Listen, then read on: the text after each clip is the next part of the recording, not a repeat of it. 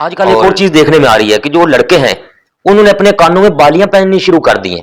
بالیاں پہن لیتے ہیں یا اور کوئی اس طرح کی بنی ہوئی چیزیں وہ کانوں میں لڑکے پہن کے پھر رہے ہیں۔ عجیب سی صورتحال ہے، تو یاد رکھیں بخاری شریف کی یہ روایت ہے اور بخاری شریف کا نمبر ہے 5885۔ حضرت ابن عباس رضی اللہ تعالیٰ فرماتے ہیں لعن رسول اللہ صلی اللہ علیہ وآلہ وسلم المتشبہین من الرجال بالنساء، وہ آدمی وہ لڑکے جو عورتوں سے مشابہت اختیار کریں ان پر لعنت فرمائی ہے۔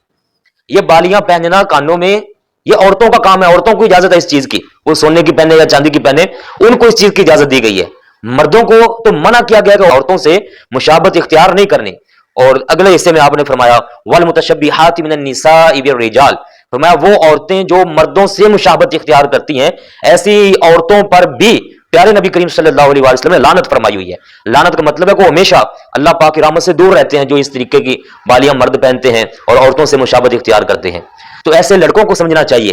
کہ وہ بالکل غلط کر رہے ہیں اور حرام کام کے اندر مبتلا ہیں، یہ بالیاں وغیرہ پہن کر